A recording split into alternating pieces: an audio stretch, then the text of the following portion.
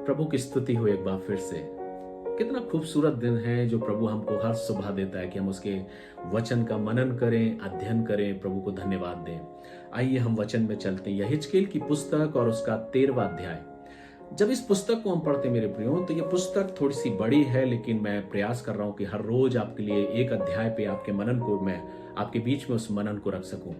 13वें अध्याय को जब आप पढ़ते हैं हिजकेल की पुस्तक में, तो यहाँ पर हम झूठे नबियों और भविष्यवक्ताओं के बारे में बात को सुनते हैं। परमेश्वर उन भविष्यवक्ताओं से जो झूठे भविष्यवक्ता हैं, झूठे नबी हैं, जो अपने आप को नबी तो कह रहे हैं, भविष्यवाणियां तो कर रहे हैं, लेकिन परमेश्वर उनके विरोध में खड़ा है और बोल रहा है कि तुम मेरे लोगों के बीच में इस प्रकार की भविष्यवाणी और इस प्रकार के वचनों को मत दो।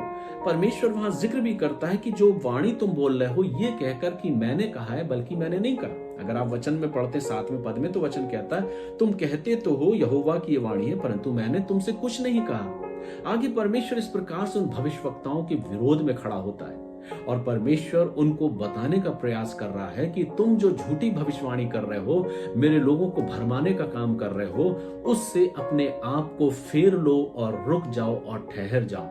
और ऐसे समय में परमेश्वर उन झूठे भविष्यवक्ताओं को चेतावनी देने जा रहा है और चेतावनी देने का कार्य अपने वचन को यहेजकेल को सौंपा। और तब वचन कहता कि यहोवा का वचन मेरे पास पहुंचा और उसने उन वचन को लोगों के बीच में रख दिया। उस समय के लोग जो कि परमेश्वर जिनसे खफा है, जो पूरे परमेश्वर की चुनी प्रजाति है, वे लोग के बारे में हम पढ़ चुके हैं। परमेश्वर कितना कुछ उन लोगों के बारे में कहा है कि मैं तुम्हारे मनों को जानता हूं, मैं तुम्हारे अधर्मों को जानता हूं, मैं तुम्हारे कामों को जानता हूं, तुम्हारे मन में अक्सर बुरा ही चलता है। और परमेश्वर उन्हें चिता रहा है। परमेश्वर कह रहा मेरा आत्मा तुम्हारे पास से चला जाएगा, मैं तुम्हें छोड़ दूंगा। और परमेश्वर ने छोड़ा भी। परमेश्वर का आत्मा उस मंदिर से दूर हो गया। लेकिन अब इन भविष्यवक्ताओं के बीच में ऐसी बात आती है कि परमेश्वर इन भविष्यवक्ताओं को जो झूठे हैं उनको चेतावनी देता है। वे उस समय के लोगों में ये वचनों को दे रहे थे कि ये परमेश्वर की ओर से, परमेश्वर ने ये वचन दिया है कि ऐसा कुछ नहीं होगा, तुम सब आराम से रहोगे, तुम सब बहुत आनंदित रहोगे। लेकिन परमेश्वर अपने क्रोध को प्रकट करता है और वो बोलता है कि जिस दीवार को तुमने बनाया है, जिसको लीपा है, उसको ढा दिया जाएगा, वो टूट जाएगी। और परमेश्वर उनके विरुद्ध में खड़ा होता है। जब इस अध्याय को आप पढ़ेंगे तो पूरा अध्याय झूठे भविष्यवक्ताओं के विरोध में बातें करता है। लेकिन मुझे क्या सीखने को मिलता है इससे, मनन में क्या मिलता है सीखने को? अक्सर जो सबसे गंभीर बात है मेरे प्रियो, जो मैं कई बार महसूस करता हूं इस मसीही जीवन में, आसपास के लोगों के जीवन को देखते हुए, कि अक्सर हमारे आसपास के मसीही लोग कुछ इस प्रकार के लोग हैं जिन्होंने अपने जिंदगी में अपनी नींव को, जो उनकी नींव है, वो विश्वास के ऊपर स्थिर नहीं की। उनकी नींव, उनकी दीवार बहुत कमजोर है और वे अपने आप को मसीह बोलते तो हैं, पर उनकी जिंदगी पूरी इसी प्रकार से गुजर जाती है। वो कभी इस स्थान पे तो कभी दूसरे स्थान पर जाते हैं। वो निरंतर भटकते ही रहते हैं। और वो इसलिए होता है क्योंकि शायद उन्होंने कभी अपनी बाइबल को खोलना ही नहीं सीखा, अपने परमेश्वर के वचन को खोलना नहीं चाहते, वचन को पढ़ना नहीं चाहते। किसी ने कुछ कह दिया, वो उनके लिए सत्य साबित हो जाती है, वो उनके लिए पत्थर की लकीर हो जाती है। और इसलिए बहुत गंभीर बात है मेरे प्रियो, ऐसे लोग जो अपने वचन को नहीं खोलते, जो वचन को परखना नहीं जानते, देखना नहीं जानते कि कौन सामने वाला क्या बोल रहा है, लेकिन जिसने जो बोल दिया उस पर विश्वास कर लेते हैं और वो कहते हैं कि हाँ ये सब कुछ सही। अगर वो कहते हैं आपके लिए भला होने जा रहा, आपके लिए आशीष की बात है, तो हम बहुत जल्दी उतावली में होकर, भावनाओं में खोकर अपने जीवन में थोड़ी देर के लिए तो हम बड़े भावुक हो जाते हैं। हमारा विश्वास एकदम चरम सीमा पर पहुंच जाता है, लेकिन पल भर में ही हम कमजोर पड़ जाते हैं और फिर हम वहीं पहुंच जाते हैं जहां हम खड़े रहते हैं। ये ऐसे लोग हैं जो वचन को शायद अपने जीवन में अच्छे से खोलना नहीं सीखा, पढ़ना नहीं सीखा, लेकिन जैसा उनके बारे में कह दिया गया वो सुनकर विश्वास कर लेते हैं और वैसा ही अपने जीवन में आगे बढ़ते हैं, लेकिन ज्यादा देर टिक नहीं पाते। ऐसे लोगों के बारे में कई बार मैं इन बातों को देखता हूं और ऐसे लोगों को मैं जानता भी हूं। एक बार एक बहन ने मुझसे एक प्रश्न पूछा और उन्होंने कहा कि पास्टर साहब, क्या आप मुझे बताएंगे कि अगर मैं अपने दशमांश को नहीं दे रही हूं तो क्या मेरे परिवार में, मेरे बच्चों पर परमेश्वर का श्राप होगा? मैंने उससे पूछा कि ये बात आपसे किसने कही? उन्होंने कहा कि हमारे पासवान ने हमको इस बात को बताया है कि अगर आप नहीं दोगे तो परमेश्वर का क्रोध हमारे परिवार में, हमारे बच्चों पर आएगा, क्योंकि हमें देना है। मैंने उस चीज को बोला कि ये सब सत्य बात नहीं है। परमेश्वर किसी से इसी प्रकार से डिमांड नहीं करता। परमेश्वर को हम कुछ दे नहीं सकते, वो तो हमारे मन और श्रद्धा को देखता है। और तब मैंने उस बहन को उस बात को समझाया कि नहीं, ये शिक्षा एक गलत शिक्षा है। अक्सर ऐसे बहुत से लोग आपको और हमको मिल जाएंगे। मैं कई बार ऐसे लोगों को जानता हूं जो अक्सर पल पल में अपने जीवन में अपने टेस्ट को बदलते रहते हैं। उनका टेस्ट चेंज होता रहता है, उनका स्वाद बदलता रहता है। वे कई बार कलीसियाओं को बदलते रहते हैं। वो सोचते हैं कि शायद एक नई कलीसिया में जाने से, इस चर्च में बैठने से शायद उनके जीवन में तब्दील आ जाएगी। हो सकता है आपके सोच विचार अलग हो, लेकिन एक पासवान होने के नाते मैंने इसे बहुत बारीकी से जांचा है और देखा है और इसका अवलोकन किया है। वे लोग जो अपने आप को ये सोचते हैं, जैसा कि कई बार हम अपने आसपास में देखते हैं कि हम अक्सर उन बातों को करते हैं कि मैं उस फला स्थान पर गया और उस स्थान से मैं जुड़ा हूं, मैं बहुत अपने जीवन में आशीष को पा रहा हूं। अच्छी बात है, परमेश्वर आपको आशीष देना चाहता है और परमेश्वर आशीष देता भी है, लेकिन हम ये क्यों सोचते हैं कि हमारे लिए वही स्थान एक आशीषित स्थान है, और इस प्रकार से ऐसे रीति से कई बार हम अपने आप को बांध के रखते हैं, हम अपने आप को बांध लेते हैं। लेकिन परमेश्वर का सेवक होने के नाते, परमेश्वर का दास होने के नाते मैं जब इन बातों को देखता हूं तो कई बार अपने मन में उस विचारों को मैं लाता हूं कि ये बड़ी गंभीर बात है, ये बड़ी सोचने की बात है। कई बार ऐसे लोग जो सिर्फ अपने टेस्ट को बदलते रहते हैं, उनके लिए सिर्फ भविष्यवाणियां ही सबसे इंपॉर्टेंट है, उनके लिए वचन ही सबसे इंपॉर्टेंट है। वो ऐसी जगह जाना पसंद करते हैं जहां उनके लिए भविष्यवाणी की जाए, जहां उनके लिए उनके जीवन के बारे में वचनों को कहा जाए। आज ऐसे कितने लोग हैं जो परमेश्वर के वचन को कुछ यूं ही प्रस्तुत कर रहे हैं, यूं ही बयां कर रहे हैं। परमेश्वर ऐसे लोगों से इस बात को कहना चाहता कि सचेत हो जाओ, अपने जीवन में समझ जाओ। एक चेतावनी है उस समय के लोगों में भी जो अपने आप को भविष्यवक्ता कहते थे, जो झूठे थे, परमेश्वर ने उन्हें चिताया। कहीं आज परमेश्वर हमें भी तो नहीं चिताना चाहता। मैं अक्सर अपनी मिनिस्ट्री में कई बार ऐसे शब्दों का उपयोग कभी नहीं कर रहा हूं, लेकिन हाँ, जब परमेश्वर ने अवसर दिया है, बहुत रेयर, बहुत कम समूह में मेरे प्रियो, कई बार परमेश्वर ने जब बातों को रखा, मैंने खड़े होकर उन बातों को बोला।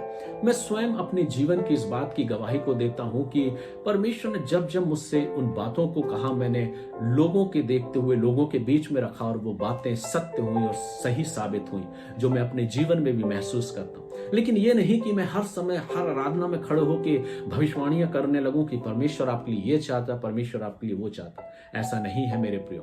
परमेश्वर चाहता कि हम उसके वचन को सुने, उसके वचन को देखें, उसके वचन का मनन और चिंतन करें और उस बातों पर विश्वास करें जो परमेश्वर कहता है। आज हमारा कलीसिया में जाना क्या सिर्फ इसलिए है कि हम अपने जीवन में उन आशीष वाले वचनों को जो सिर्फ मेरी भविष्यवाणी के लिए, मेरी जिंदगी के लिए, उनको सुने, या आप परमेश्वर के वचन को सुनना चाहते हैं कि उसने कलवरी के क्रूस पर आपके लिए अपने आप को बलिदान किया। आज प्रभु यीशु मसीह का क्रूस कहीं नजर नहीं आता। आज ज्यादातर सिर्फ चंगाई और भविष्यवाणियों की बातें सुनाई देती हैं। लोग सिर्फ भविष्यवाणियों के पीछे भाग रहे हैं। उनके जीवन के बारे में कहा जाए, उनकी प्रार्थनाओं के बारे में कहा जाए, उनकी बीमारियों के बारे में कहा जाए। हमें किसी भी रीति से कोई वास्ता नहीं कि मेरा और आपका प्रभु यीशु मसीह कलवरी के क्रूस पर टांगा गया और मारा गया और मेरे और आपके लिए फिर से जी उठा है। हम उस ओर ध्यान देना नहीं चाहते, हम उस वचन को सुनना नहीं चाहते जो वचन प्रभु ने मुझे दिया है कि वो मेरे और आपके लिए मारा गया है।